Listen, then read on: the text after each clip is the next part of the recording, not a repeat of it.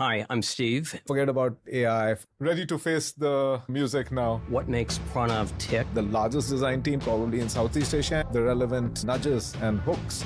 Grilling me a lot on the one call we have been in 10 years. One of the hardest parts of our transformation because we're very simple. It's multiplication and it's compounding. Diversity of outcomes. I think the winners are the ones who are... I think you heard the emotions of a lot of fintechs out there. Who are not yet your customers. You've done your research. They themselves have not been able to replicate it outside. So building a stable base of CASA, started many initiatives, killed many of them. All right, buzzword alert. AI needs to tell us how to be human now. Crystal ball, just going to throw some questions at you. AI can take away a lot of the toil. There's no band-aids getting identity sorted out. Size and scale matters more than it did a few years ago. So Probably the regulators can play a leadership role. If you're not moving fast, you're not moving.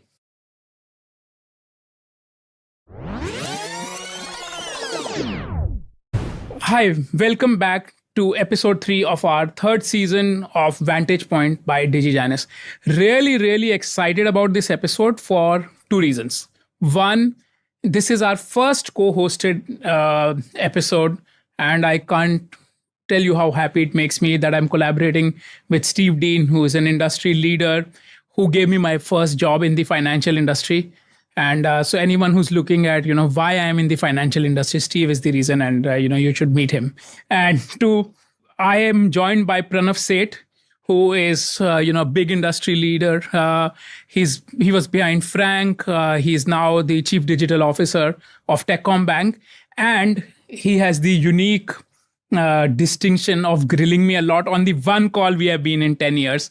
Like, me and David Gurley, who was also on the episode, on this, this format before, we were on a call with him. Him and his team grilled me a lot. I think they did shooting practice on me. So that is how we came up with the idea of DigiJanis to bring him back in. So very elaborate plan, but kidding, jokes apart. Pranav, welcome to the show. And why don't you start with an introduction of yourself, and then I'll get into the format and how we are going to structure today's interview. No, first of all, a big congratulations on, taking this franchise to the next level. It's a big achievement. Yeah, and apologies, I don't know if I grilled you. So I'm ready to face the, music now. Oh, no, actually, I must tell you. Yeah. So when you grilled me, David will tell you this. So I thought I'm going to get fired that day. Like, that call was hard. And then David called me, was absolutely upset. And he's like, you know why I'm upset? And I'm like, yeah, I was not good on the call. He's like, but you did not own the narrative. You let somebody else own the narrative on the call. And I want you to be the best version of yourself. Wow. Okay. That was the day I can tell you, I realized how lucky I was to work with David. And, and so basically, no harm done. You steered the career in a good direction. So we'll be nice to you. Oh, thank you. Yeah. At least that is what we say today, right? All right. So Pranav, everyone wants to hear you. Give us your background, your journey, and then, we'll get right into the format. Oh, wow. Okay. So right now I'm looking at digital at Techcom Bank, looking at the entire corporate and retail side of how do we really change the business models for both these businesses to be much more efficient, much more customer-centric, right? And serve a much bigger chunk of the Vietnamese population and introduce and meet a lot more of their needs. I think our vision there is change banking, change lives, right? And I think that, gives a person like me a very big slate to really think about how banking is evolving with my passion of how it impacts human society. Before this, I've been guilty of being a consultant as well. I've done, worked a long time in Singapore at OCBC, looking at digital business transformation, Frank, open vault innovation, right? So been around the block and made a lot of mistakes in my time. I think that is a really good intro. So how we are going to structure today's episode is there are going to be 4 sections.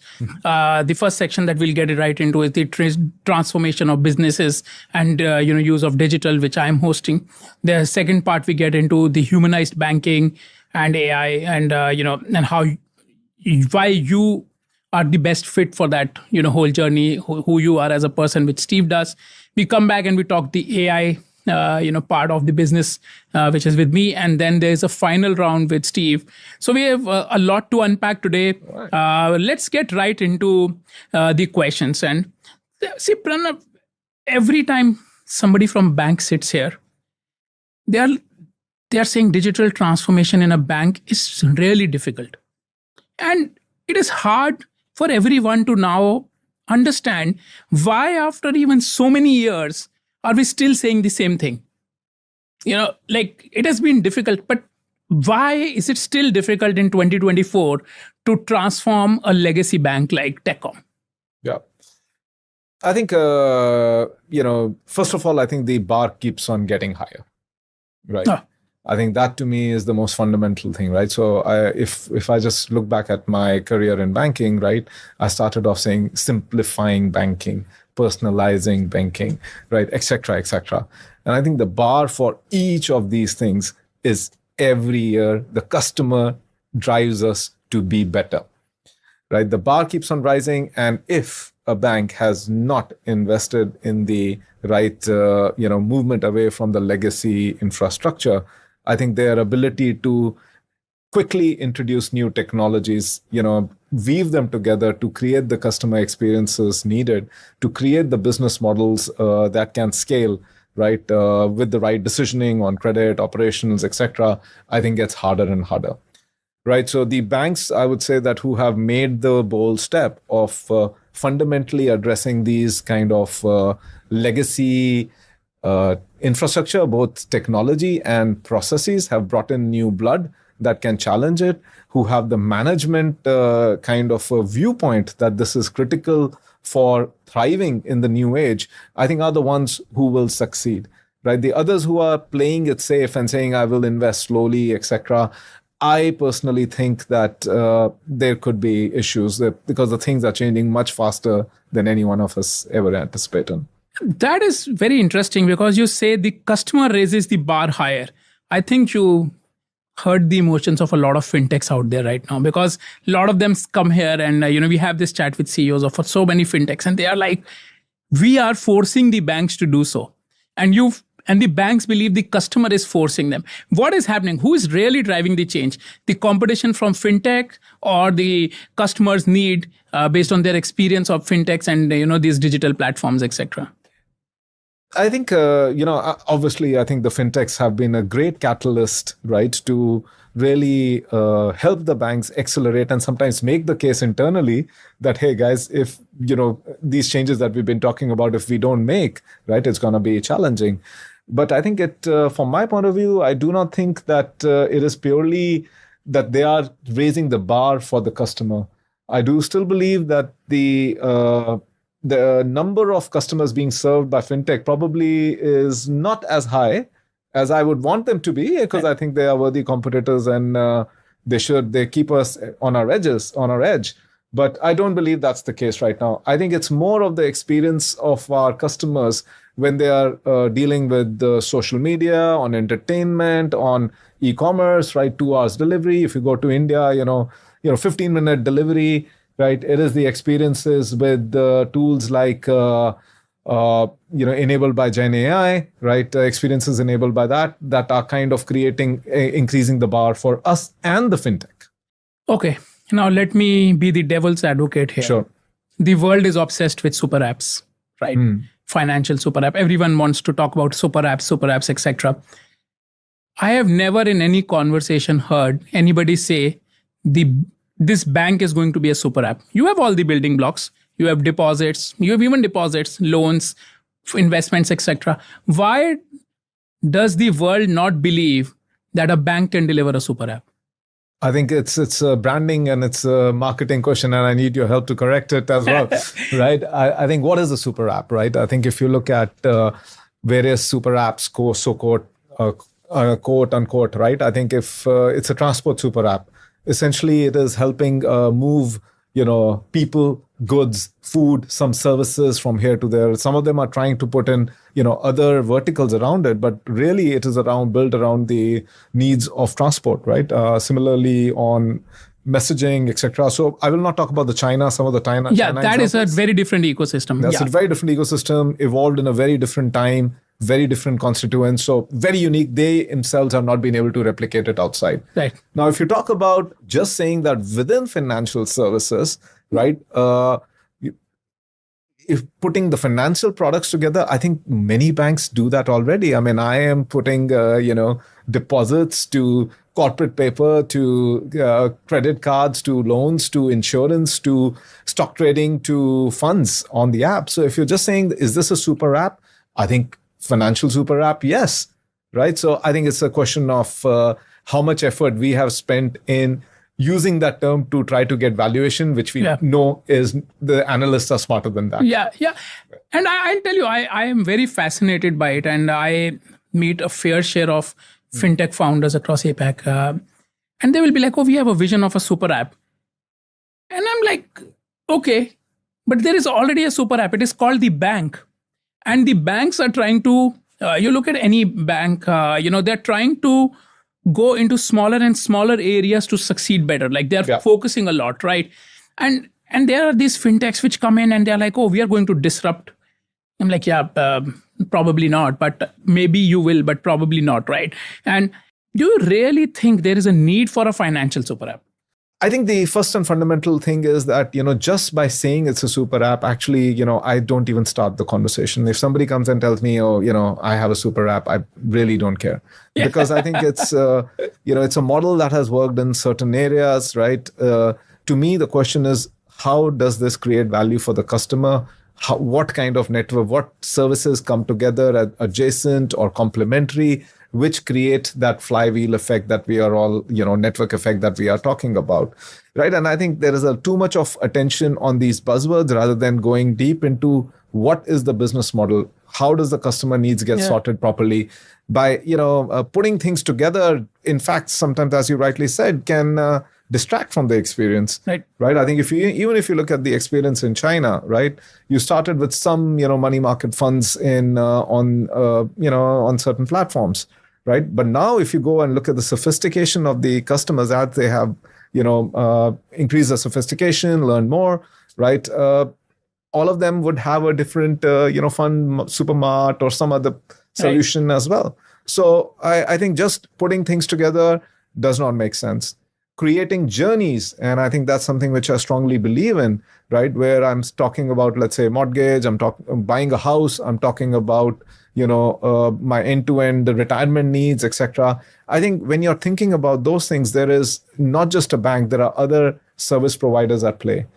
So I believe that orchestrating that customer need, that journey, not necessarily in one app, but either saying that I provide a little service to a home buying app or a home search app, or I embed some of the services in my app, right? That to me, the exchange of data, exchange of leads, exchange of customer, and creating a right customer experience is still something that we as an ecosystem need to get better at.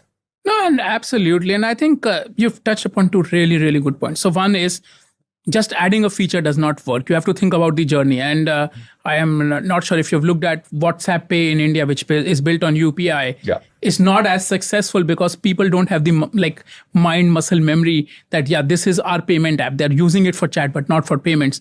And the second part where, I'd like to add to what you just said, just adding things together will not work. There is also going to be regulatory pressure that comes with this, and how you succeed with all the regulatory challenges or requirements. It is hard, right? And how do you expand? So really great points, resonates a lot with how, we in my day job approach, I'm not really a podcaster. I have a day job, for those who don't still realize that. But I touched upon a small point, and we are now going to go deeper in it because you are an outlier again in this. As we have seen interest rates go up, what we are seeing is across the financial industry spectrum, people are focusing on very narrow segments. We have obviously seen Citi exit so many markets, and we have seen fintechs also focus on their core offering. And more often or not, that core offering is usually the ultra high net worth or the high net worth, as was the case in Citi and some of these fintechs. But you are an outlier in this. Because Techcom Bank was already known for its affluent banking in Vietnam quite well. You have stepped in and you are saying, I'm going to expand our target customer base and I'm going to go to the non-affluent or, the retail customer base. Walk us through your thought process there. This is a very interesting moment in the chat because you are an outlier in this. In a high interest rate environment, you are going to a segment which is probably ignored by most fintechs right now and banks. Why? No, I think first of all is the opportunity, right? I think if you look at the market we are operating in, right, there is massive, I would say it's on a trajectory on GDP growth, GDP per capita growth. And I think for us to succeed and to serve a large portion of this population, our ambition is we are a big universal bank, a fundamentally important bank for the economy already. We have an obligation to serve a lot more customers. And I think digital, in a way, is a core enabler for that, right? With low wallet sizes, right? I think if you go with the traditional model, it gets, challenging very, very fast. I think you can invest for the long term, right? As the customers evolve and, their wealth needs change, their, wallet complexity changes, you could make money. But I think that's a very long-term play if you do it with traditional channels. So I think one of the key levers that digital enables is to bring the efficiency of the operation, starting with product simplification to end-to-end processing, no backend, right? A mobile-only approach, right? So I think we have gone strong with that, and that has allowed us to bring down, and we are very, very particular about, CPA, right? We are very, very particular about cost to serve. And I think we have been able to bring that down of 9% for the retail customers and 17% for the small businesses compared to the traditional channel. And that allows us to now go expand and serve a large, more bigger base of to the population. I think from a business standpoint of view as well, I think getting the transactional relationship with a large set of customers, I think is quite critical for, as a bank, we are a balance sheet arbitrator, right? So building a stable base of CASA from not just the affluent, but, across the strata of society, I think is a critical thing if we really want to fuel the credit side for the whole economy. A great answer. I'd love it even more because you've given me 3 different tracks. One is the cost base is lower, so that means you are growing faster. So I'll let Steve talk to you about that growing faster as he takes over the episode. The second part is transforming a legacy bank with legacy system and different maturity across the bank. You have securities, etc. They have different maturities. Second part is that. And the third part is, which is what I'm going to get into now. Yeah. This sounds very similar to what you had done at Frank. Talk to us about 2 or 3 mistakes you made at Frank that helped you with this journey. I think, definitely, I think Frank was, a lot of learnings for all of us involved. I think the brand building and the way we were able to engage the customers using social media, through digital channels, stores, etc., I think are all things that, something that I would like to replicate again and again. I think at the same time, right, I believe when we started out, we were too narrow on the student segment. Right. And so and we thought that, we will be able to provide credit early, etc., to bring the profitability up. But at the end of the day, right, I think that journey took longer than expected. And as we were in the journey, we expanded the base from more, the students to the young working adults. And I think that's where you started to see that, there is some traction coming in, right? Because these are people with regular salaries, etc., and potentially, much better jobs, right? So I think that's something which, as we are looking at, as I'm taking those learnings, right? So it's very clear we need to serve a larger portfolio, right? Efficiently.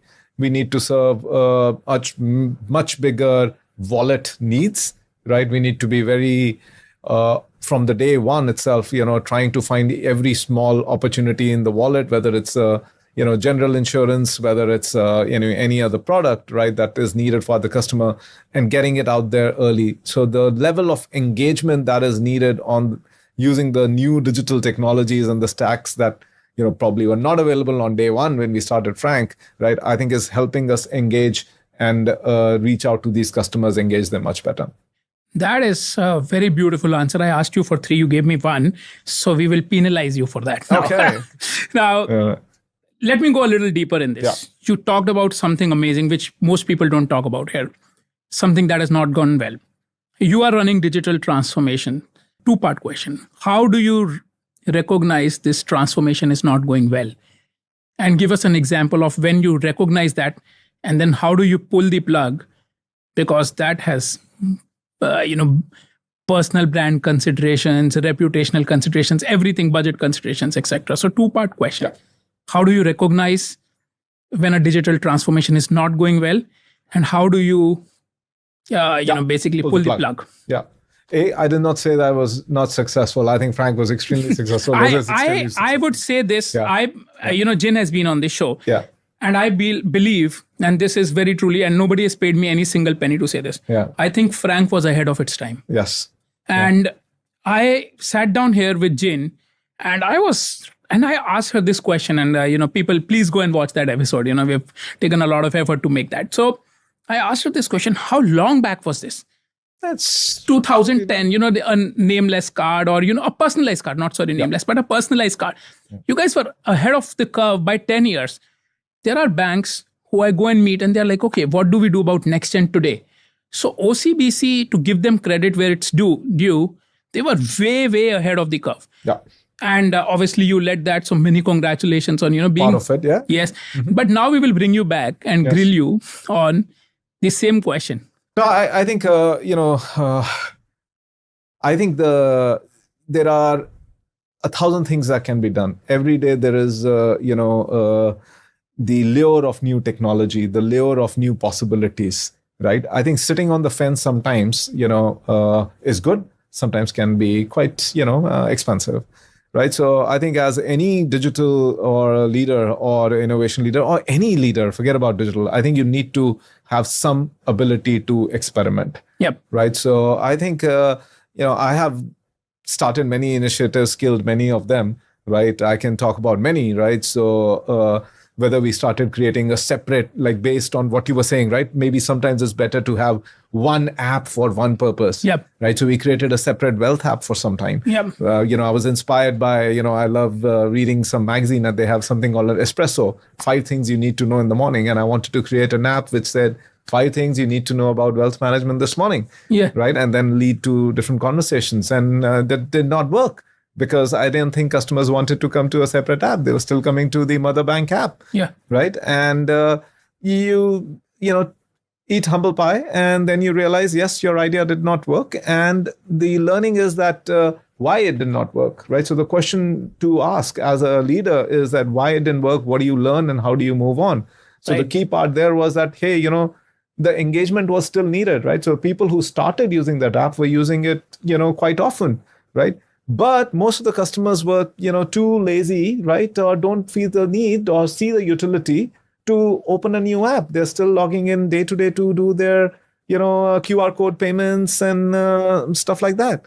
So the learning on that is how do you bring that piece of information, that piece of engagement into the app without disturbing the simplicity of the functions that customers are, there for. Yep. And that brings in data. That brings in how we use nudge architectures. And I think I don't know whether Jin talked about that. That's something we worked a lot together on. Yes. That how do we interject without interfering with the customer's intentions?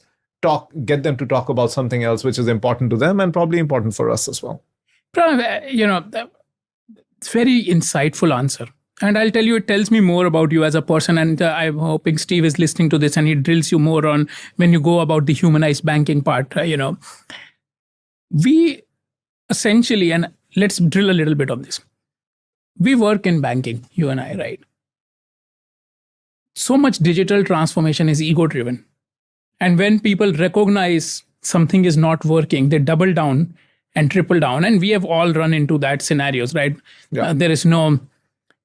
How do you survive as an exec by not being that person? By saying, putting your hand up and saying, you know what, this did not work. When you are in a crowd of people who will double down on their mistake and keep adding more resources, etc., to the, and stuff. How do you even survive as a individual in a environment like that and thrive? I think, you walk into a new environment and you try to do that, probably you won't last too long. Let's be realistic, right? I think, obviously you need to build some credibility, right? You need to show success. And I think that goes not just for digital, for any, person going into a large organization, right? I think building on some success is very critical, right? And after that, being very humble and honest about your mistakes. There will always be people, whether you are succeeding or not, right? I think there are always certain people who will try to do whatever they want to do, right? And if you let that distract you, I think, it's just wrong use of your energies, I right? So I think it's probably something I'm not still that good at, right? Sometimes I still lose my peace of mind. But I think, waking up and doing meditation every day kind of helps. Right, to stay, what your North Star is, why you are working so hard, right? And it's for the right, what you believe is the right from your point of view, and hopefully it's aligned with the organization's vision. I think these ups and downs will happen, and maybe 1 year you might not get what you wanted, right? So I think life is too long for. Beautiful answer. It resonates with me on many, many levels. Coming back to an earlier point where there is a fork now waiting for us there. Digital transformation, you've talked about approaching it humbly, approaching it with open eyes, looking for answers. When you come into a bank like Techcom, you are obviously expanding the target base using digital, right? You need to redo businesses. Within Techcom, there is a few different entities, right? They are at their different maturities from an infrastructure. They have different tech debt. They have different cultures. How do you come in and transform a complex organization like this? Walk us 3 parts. Day one. I think the first day, T minus 3 months, is joining the right team. Right? And I think that has been the most fundamental decision to join Techcom Bank, right? I think is joining a team, joining a leader, right, who really understands that to make this work, you will need to get rid of all of these things at the pace you believe, right, is required to make that change, right? So I think just being with that team, because it's, a single soldier, a single Rambo, I think might be, very, good in movies, but I think in large organizations, you need, a group of people to influence that change, right? So I think fundamentally that's what I believe, that join the right team who believe in some of the core principles. So I think when this team came together as this part of the transformation for the bank, we were very clear about data, digital, talent. 3 things that we believe if you get right, it is technology can be copied, right? But if you do not put the right processes around it, if you don't have the right people working in the, the right ways, right, on agile marketing, agile, development, product and digital coming together. If you don't put a lot of these processes together, technology, some vendor solution will be copied in 6 to 9 months, but that, competitive advantage can never be gained.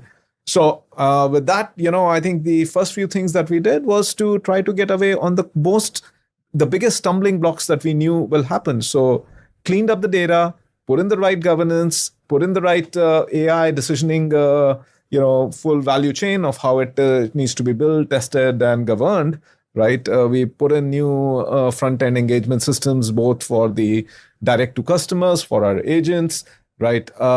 Cleaned up a lot of things, how our internal people are using internal tools, right? Modernize that. And as we go along, move to the cloud, so that we can scale up when we need. And as we go along, we are now evaluating how do we treat our core, right? And how do we, really modernize that? So I think these are big decisions, cannot be taken in half measures. You need to put in the money. You need to have a board that supports you. You need to have a management team that pushes it. I was about to ask you a question, and I think you've already answered that. A lot of times, the challenge I see with something with digital is that you come up with something very indigenous, very innovative. It takes 3 months for anybody else to come up with it. Now, when I was hearing you out, I was like, oh, you know what? That question is no longer relevant, because how you are approaching this is you are not only approaching it from a digital platform, but also the magic in the back and middle office and the enabling ecosystem. So but do you think, like, that answer was so brilliant. I'm lost for words. We will not delete this part, but like, digital platforms are, the front end. Yeah. Everything can be copied. Do you think the magic is in the middle and back office, or can you still operate with a legacy core and deliver, groundbreaking experiences? I think, you can, so first of all, the front end, right? I think bringing the experience and the product together, right? Or the financial product together, I think is critical. I think achieving that already gives you an advantage, right? How a product is consumed digitally, if you get it right and get it right consistently across product categories, I think can give you some advantage, right? If you simplify it, make it instant, make it more transparent, I think there is, and that requires, again, I would say a skill set, right, of people working together, being customer centric, doing research, all the good stuff that Jin probably would have talked about. Yeah. Right. That again is a muscle that's trained. That's a muscle that cannot be bought. Yep. Right. So even when we are buying new front facing technologies, customer facing, we are heavily adapting the front end to bring this, confluence together. Right. But at the end of the day, I think the magic is delivered through the intelligence that you have on your data, right, on understanding the historical context of the customer, what the customer is intending to do at this point of time, building a platform that can understand this context in almost real time, hopefully completely in real time, and inform what you want to do right next, I think is absolutely critical. So the middle office, the back office, the decisioning comes all into play. We are as a bank, right, it's the credit decisioning, the risk decisioning, and the engagement decisioning, right? These are the three things which I would say you need a clean slate as much as possible, not a clean slate, but a clean data architecture, a clean decisioning architecture, and a pretty strong ability to link this with the front end, learn from what's happening, and inform the next actions. Right. Amazing answer. I have a lot of AI questions now bubbling up in my head, but I do need to hand you over to Steve, who is going to ask you a lot of questions around, your experiences, why you're building humanized banking, and dive deeper into some of those topics. So, Steve, you are on now. Okay. Hi, I'm Steve. Welcome back to the second part of our conversation with Pranav today.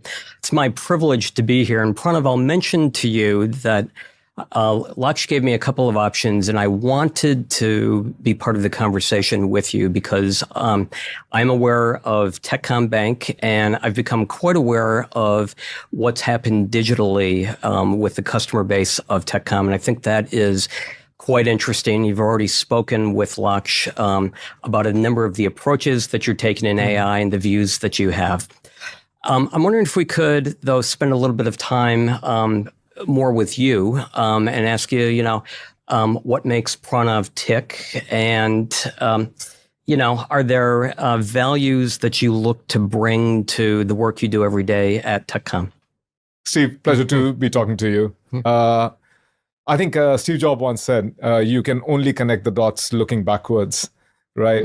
Never looking forward. So I think the lot of soul searching I've done on, what kind of makes me do crazy things, right? And at the end of the day, I've realized that the thing that binds both my personal and my professional life together is the confluence of technology, art, and how it impacts the human society.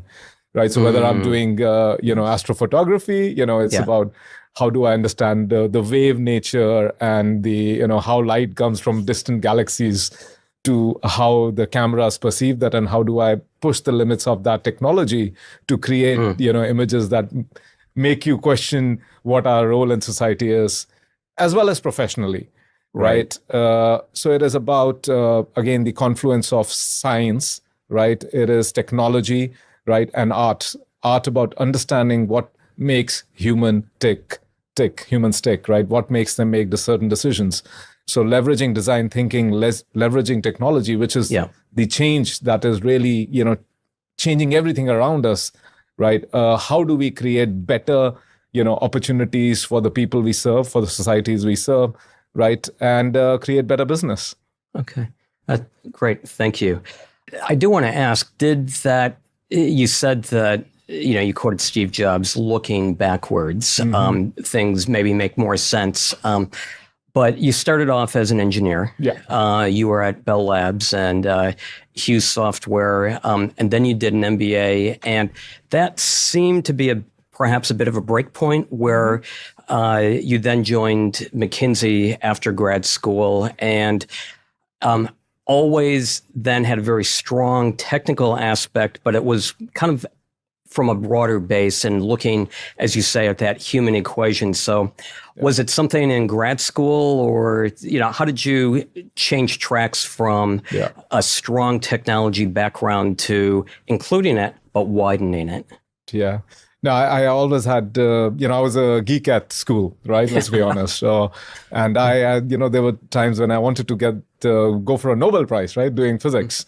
I think that all changed during my experience with Bell Labs and then Hughes, right? I think I realized that personally, the satisfaction that I was getting for, pushing the 5 nines of technology is the, pursuit of perfection on technology versus seeing the impact my work was having on day-to-day life, right? So this is the early days of mobile telephony, right? Working on the GPRS standard, doing satellite data. I think it was more about, I was enjoying the aspect of how people were using the technology a lot more.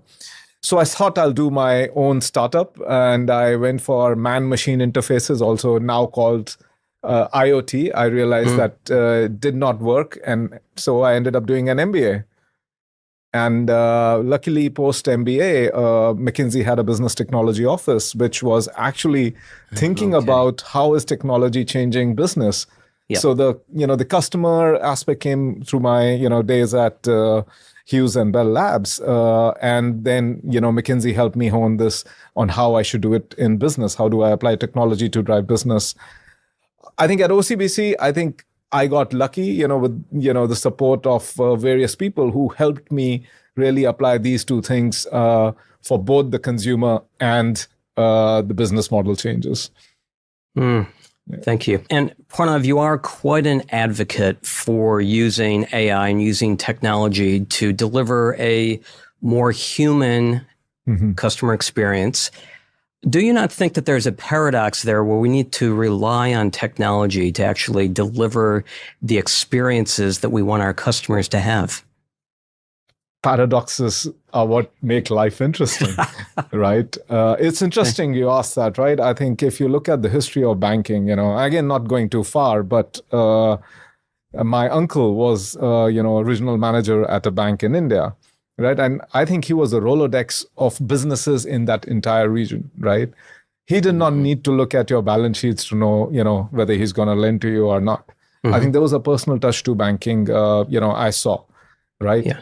As banks have digitized for the sake of efficiency, very important need to serve a larger base of customers in a better way. I think somewhere, that personal touch went away, right? You're filling in forms, putting in, chunks of data for the banks to analyze, etc. And I don't think that should exist. I think technology should enable us to move all this toil, right, in the background, with the banks doing all the hard work so that the consumers, have a better life, as well as our bank agents can focus on engaging with the customer, really understanding the needs of the customer rather than fiddling with the machines or filling up forms. So I think while it's paradoxical, right, I think a large part of digitization so far also has been in this direction. So while creating the efficiencies, allowing specifically our human channels to be more human, to really, really understand the needs and provide better customer experience. And, very relevant conversations with the customer. This was kind of missing in the digital world to a large extent, right? We have tried personalization, very customer focused, needs based selling, etc. on the digital channel. I don't think we have gone very far. I believe AI gives us that opportunity to change that, both at the human channel, right, as well in a pure digital channel. Right. Okay, so sticking with the human channel, one of the primary channels that we all experience is language. Yeah. In 2021, early 2021, in the middle of COVID, you left what I assume was a comfortable life in Singapore to for perhaps a life of more adventure in an emerging market, going to Vietnam. Yeah. Your move reminded me of when I went to Indonesia a few years before that. And I will tell you, I can remember particularly 2 customer meetings that I had at the beginning where it was clear that language was a bit of a barrier in terms of the communication that I wanted to have. And I actually knew a little bit of Indonesian, but not enough. And I remember wondering, have I made the right decision in coming here? So in the middle of COVID, I think even more difficult. So could you walk us through how that experience was? Were there challenges and how did you deal with those? I think challenges were aplenty, right? I think I was one man in a hazmat suit. Not one man, there were 4 of us in that entire airplane going from Singapore to Hanoi that day, right? Wow. And Okay. I think so. I will not go into all the hardships all of us faced in lockdown conditions. But I think the excitement of the market, right? As you said, the adventure of the market, a really, really young population, massively digitizing, e-commerce booming, right? And COVID now creating another kind of a tailwind for digitization. Yes. I think the opportunity was just way too good to pass. Right? It was an opportunity to go into a market where some of the penetration of some of the banking products was low, digitization was high, and the only way to profitably serve these customers was digitally. So this opportunity could not be turned down from my point of view. After working 11 years in Singapore, working on really cutting edge, technologies, working on very interesting sub-brands of OCBC, Frank by OCBC, and many other things, right? So while it was going very strong, but I think the opportunity was amazing. Now, as you said, right, it's a different setup, very different setup than Singapore. Language is a barrier, right? And I think to really, really create an empathy with the customer, you really need to understand the culture, what motivates people on a day-to-day basis. And I think I tried learning Vietnamese a lot, right? And I failed because I was, busy on fixing a lot of other things, and which I'm going to fix, right? I think, as we speak, I'm going to restart that.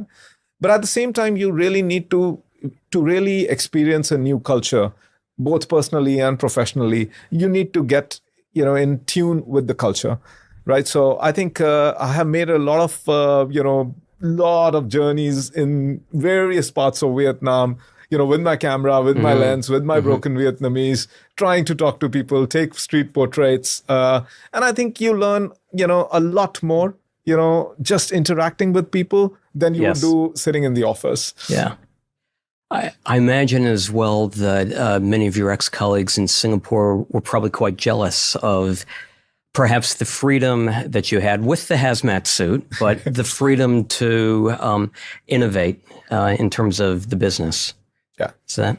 I think that is, a key part of, I would say, the spirit of Vietnam, right? I think people are extremely hungry to learn. The people are extremely experimentative, right? If you look at the history, the change started, a few decades ago, and where, things have come in very short time. And that has been driven by that approach of just going out, trying different stuff. And, sometimes it works, sometimes it doesn't. Yeah, and Techcom got its start during Doi Moi in the 1980s, correct? Yeah, absolutely. Yeah. Okay. Thank you. I can sense the alignment between the bank and your values and how there's such an excellent match in terms of what both you as an individual and you collectively as an organization, where you want to go. You mentioned how AI is enabling even better performance of the team. In the next episode, we will dig into that further. But for now, I will close off this section. And again, Pranav, thank you for spending time with us and looking forward to continuing the conversation with you. My pleasure. Thank you. Last question for this section.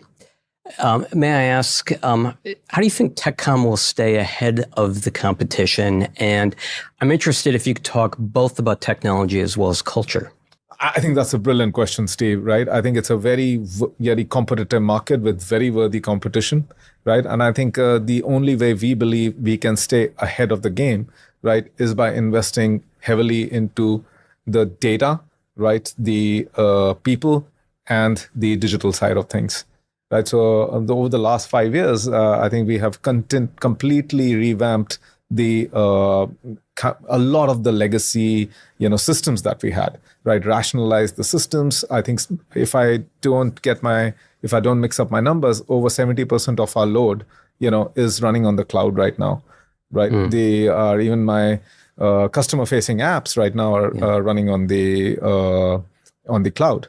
Right, it's a completely new, completely modern technology stack, both on the customer facing, right, as well as the data infrastructure, right. So the data infrastructure, we were very clear that if we want to stay ahead of the curve, right, we need to go break down the data silos, move to the proper data lake architecture, create a AI enablement framework. So I think all those tooling has been done, right, and finally it is the talent component. Right. So in fact, after this interview, I'm off to London to hire, returning Vietnamese who can come and help us enable this even further. But not just outside of Vietnam, but even within Vietnam, our intention is to create that if you really want to become a true-blooded, cutting-edge digital banker, this is the place where it'll start, right? So whether the creation of a design team, the largest design team probably in Southeast Asia in a bank right now, right? Or whether it's the cutting-edge technologies that we are using on the marketing stack, which nobody has. If you really want to, hone your skills on this, this is the place. So I think that sustainability of, the people, the processes, and the infrastructure is where I think we will have that competitive advantage. The one more thing which I would also like to add is, the vision of the bank, right? And which is a aligned vision between the chairman, the board, right, and the management. I think we put ourselves a huge task of changing banking to change lives, right? Now, again, this transcends, short-term kind of profit. I mean, obviously, we're a commercial organization and have to get the short-term number right. But I think most of our mindset is to really, really rethink how we are doing things, right, to fundamentally improve the life of everybody in the country. So how do we help people achieve their maximum potential, or businesses achieve their potential?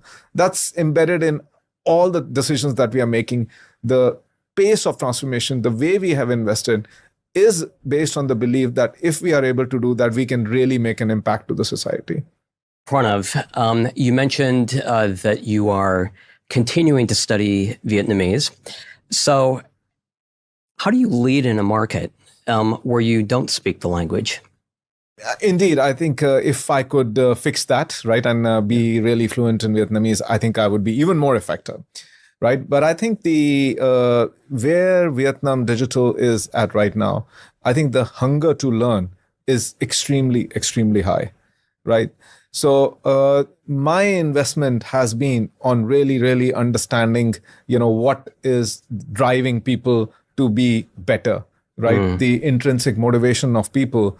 Right. To understand, spend time with them, and really, really, bring all my battle scars, all my mistakes, right? And help, people understand of all the things that I have done wrong.